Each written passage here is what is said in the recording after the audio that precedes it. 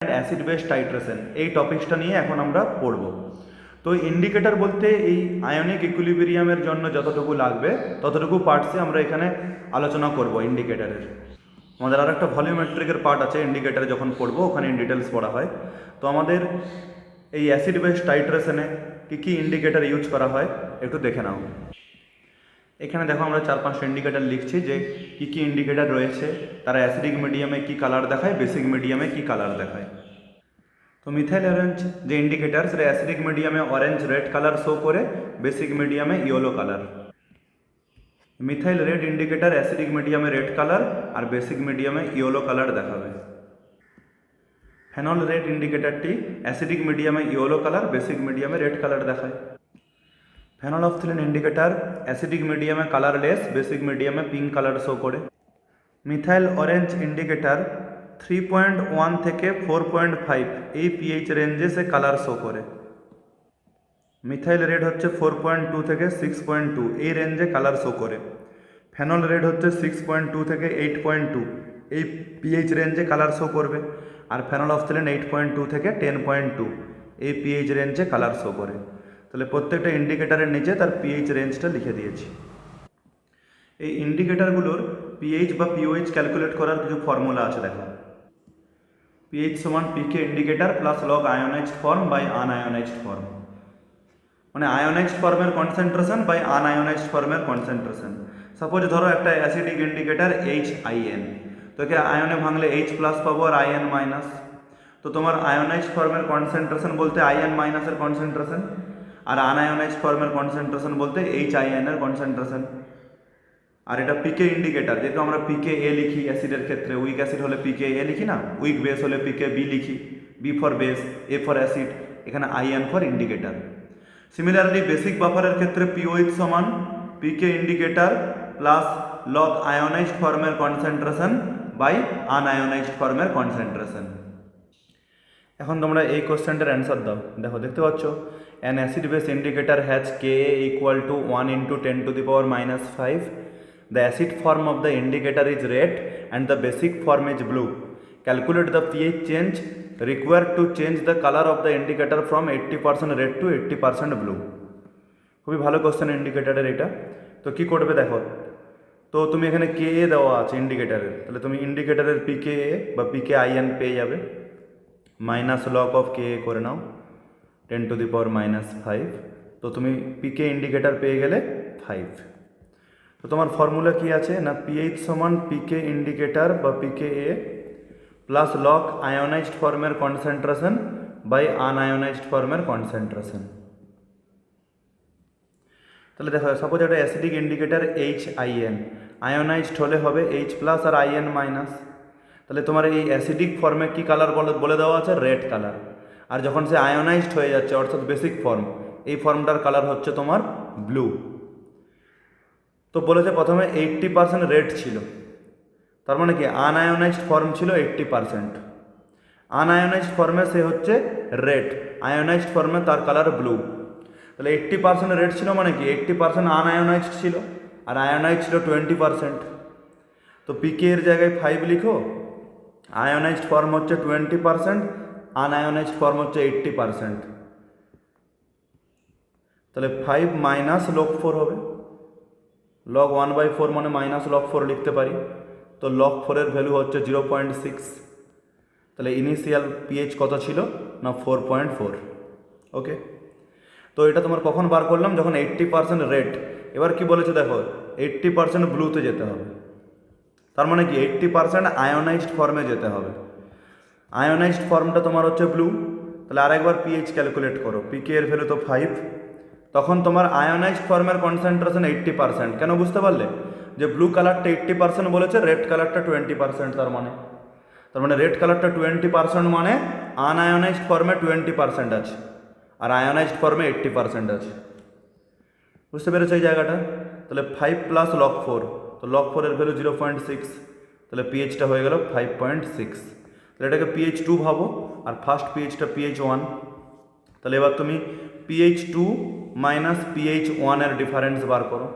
PH2 হচ্ছে 5.6 আর PH1 হচ্ছে 4.4, তো ইকুয়াল টু 1.2। তাহলে 80% রেড থেকে 80% ব্লুতে কনভার্ট হতে গেলে পিএইচের চেঞ্জ কত হতে হবে না 1.2। বুঝতে পারলে? ভালো করে দেখে নাও একবার, পুরোটা একবারে দেখো। ম্যাথটা এখানে আছে দেখো। যখন স্ট্রং অ্যাসিড আর স্ট্রং বেসের টাইট্রেশন হবে, নিউট্রালাইজেশন রিয়াকশন হবে, তখন কোন ইন্ডিকেটার ইউজ করা হয় না যে কোনো ইন্ডিকেটার, যে কোনো তুমি ইন্ডিকেটার ইউজ করতে পারো, অল ইন্ডিকেটারসের মধ্যে যে কোনো একটা। আবার ধরো যখন তুমি স্ট্রং অ্যাসিড আর উইক বেসের টাইট্রেশন করবে তখন বেসিক্যালি মিথাইল অরেঞ্জ ইউজ করা হয়। আবার যখন উইক অ্যাসিড আর স্ট্রং বেসের টাইট্রেশন হবে তখন ফেনলফথলিন ইউজ করা হয়, ফেনলফথলিন HPH লেখা হয়। আর উইক অ্যাসিড উইক বেসের ক্ষেত্রে কোনো স্পেসিফিক ইন্ডিকেটর পাওয়া যায় না, ঠিক আছে? উইক অ্যাসিড উইক বেসের ক্ষেত্রে সেরকম নির্দিষ্ট করে কোনো ইন্ডিকেটরের নাম বলা যাবে না, কারণ উইক অ্যাসিড উইক বেসের যে এন্ড পয়েন্ট, যেটা টাইট্রেশন কমপ্লিটলি হয়ে গেলে এন্ড পয়েন্টের পরে খুব একটা শার্প পিএইচের চেঞ্জ হয় না, ওটা ভলিউমেট্রিকে ভালো করে বলা হয়। তোমরা আপাতত মনে রাখবে যে উইক অ্যাসিড উইক বেসের টাইট্রেশনে কোনো স্পেসিফিক ইন্ডিকেটর ইউজ করা হয় না এদের মধ্যে। দেখো আমরা graphically strong acid strong base বা যে কোনো অ্যাসিড বেস টাইট্রেশনের গ্রাফিক্যালি কোন ইন্ডিকেটর লাগতে পারে সেটা গ্রাফের সাহায্যে বোঝাচ্ছে। একটা গ্রাফের সাহায্যে তার ইকুইভ্যালেন্স পয়েন্টে পিএইচ কার কাছাকাছি থাকে, কোন ভ্যালুর কাছাকাছি থাকে, এবং সেই ইকুইভ্যালেন্স পয়েন্টের কাছাকাছি যে পিএইচ থাকে সেই পিএইচে কোন ইন্ডিকেটর কালার দেখাতে পারে, বা বিভিন্ন অ্যাসিড বেস টাইট্রেশনে পিএইচের সঙ্গে ভলিউম অফ অ্যাসিড অ্যাডেড বা ভলিউম অফ বেস অ্যাডেডের প্লট কীরকম হতে পারে সেগুলো একাধিকবার যেই মেনে নিটে যেই অ্যাডভান্সে এসেছে। তো তোমরা দেখে নাও। ফার্স্ট আমরা হচ্ছে স্ট্রং অ্যাসিড আর স্ট্রং বেসের টাইট্রেশনের গ্রাফটা কীরকম হয় দেখছি। তো আমরা এদিকে হচ্ছে পিএইচের পরিবর্তনের প্লট করব আর এদিকে হচ্ছে ভলিউম অফ বেস। আমরা একটা স্ট্রং অ্যাসিডে স্ট্রং বেস অ্যাড করব, তাহলে এরকম একটা গ্রাফ দেখতে পাবে যে স্ট্রং অ্যাসিডে যদি তুমি স্ট্রং বেস অ্যাড করো ড্রপ ওয়াইজ, তাহলে এরকম একটা পিএইচের পরিবর্তনের গ্রাফ দেখতে পাবে যে আস্তে আস্তে পিএইচটা কীভাবে বাড়ছে। তো ইকুইভ্যালেন্স পয়েন্ট তো স্ট্রং অ্যাসিড স্ট্রং বেসের পিএইচ 7, তো ইকুইভ্যালেন্স পয়েন্টের ঠিক একটু আগে বা ঠিক একটু পরে পিএইচটা 3 থেকে 11-এর মধ্যে, এই রেঞ্জের মধ্যে অবস্থান করে, এই রেঞ্জের মধ্যে লাই করে। অর্থাৎ যে সমস্ত ইন্ডিকেটার পিএইচ 3 to 11-এর মধ্যে কালার চেঞ্জ করতে পারে তাদেরকে তাদের মধ্যে যে কোনো একটা ইন্ডিকেটর তুমি ইউজ করতে পারো। তো যেমন দেখো ফেনলফথলিন ইউজ করতে পারি, ব্রোমোথাইমল ব্লু ইউজ করতে পারি, মিথাইল অরেঞ্জ ইউজ করতে পারি, যে কোনো একটা ইন্ডিকেটর ইউজ করলেই হয় যাদের পিএইচ রেঞ্জ 3 থেকে 11-এর মধ্যে থাকে, যারা পিএইচ 3 to 11-এর মধ্যে কালার চেঞ্জটা দেখাতে পারবে। এবার দেখো আমরা স্ট্রং অ্যাসিড আর উইক বেসের প্লটটা পড়তে চলেছি। তো এদিকে তোমার পিএইচের পরিবর্তন আর এদিকে হচ্ছে ভলিউম অফ অ্যাসিড অ্যাডেড। তুমি উইক বেসে স্ট্রং অ্যাসিড অ্যাড করছো তখন পিএইচের কীরূপ কী পরিবর্তন হবে দেখো। তুমি একটা উইক বেসে স্ট্রং অ্যাসিড অ্যাড করছো, তাহলে ইকুইভ্যালেন্স পয়েন্টটা অ্যাসিডিক রেঞ্জে থাকবে, এবং ইকুইভ্যালেন্স পয়েন্টের পরে যদি আরও একটু অ্যাসিড অ্যাড করে দাও তাহলে অ্যাসিডটা আরও অ্যাসিডিক রেঞ্জে চলে যাবে। তো ইন জেনারেলি ইকুইভ্যালেন্স পয়েন্টে পিএইচটা 5.3-এর কাছাকাছি থাকে। তো ইকুইভ্যালেন্স পয়েন্টের পরে যদি আরও অ্যাসিড অ্যাড করো তাহলে ওটা 3 থেকে 4-এর মধ্যে চলে যায় পিএইচটা। তাহলে তোমাকে ওই রেঞ্জে যারা কালার দেখায় যে সমস্ত ইন্ডিকেটার, সেই সমস্ত ইন্ডিকেটার ইউজ করতে হবে, যেমন মিথাইল অরেঞ্জ, মিথাইল রেড, এই সমস্ত ইন্ডিকেটার। যখন একটা উইক অ্যাসিডে আমি স্ট্রং বেস অ্যাড করছি তখন পিএইচের চেঞ্জটা কীরকম হচ্ছে দেখো। মানে ইকুইভ্যালেন্স পয়েন্টটা অ্যালকালাইন মিডিয়ামে পড়বে, মানে অ্যালকালাইন রেঞ্জে পড়বে, বেসিক রেঞ্জে পড়বে। 8.7 হচ্ছে ইকুইভ্যালেন্স পয়েন্টের পিএইচ। এবার ইকুইভ্যালেন্স পয়েন্টে পৌঁছে যাওয়ার পর তুমি যদি আরও কিছুটা বেস অ্যাড করো তাহলে পিএইচটা আরও বেড়ে যাবে, জেনারেলি 9 থেকে 10-এর মধ্যে চলে যাবে।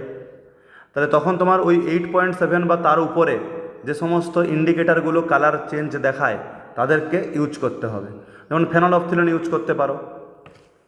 এখানে মিথাইল অরেঞ্জ, মিথাইল রেড এইসব ইউজ করা যাবে না। তো যখন দেখো উইক অ্যাসিড আর উইক বেসের ক্ষেত্রে টাইট্রেশন করবে তো ইকুইভ্যালেন্স পয়েন্টে সেরকম পিএইচের কোনো শার্প চেঞ্জ আসবে না। ইকুইভ্যালেন্স পয়েন্টের ঠিক একটু আগে বা ঠিক একটু পরেও সেরকম পিএইচের কোনো শার্প পরিবর্তন নেই। তাই এখানে তুমি কোনো ইন্ডিকেটার ইউজ করতে পারবে না, কারণ পিএইচের যদি শার্প চেঞ্জ না হয় তুমি কালার চেঞ্জটা দেখতে পাবে না। এই যে ক্লিয়ারলি লিখে দিয়েছি দেখো, in this particular case the Steve rise of pH near the equivalence point does not occurs or nor the rise of pH encompasses in interval equal to the pH transition range of any of the indicator।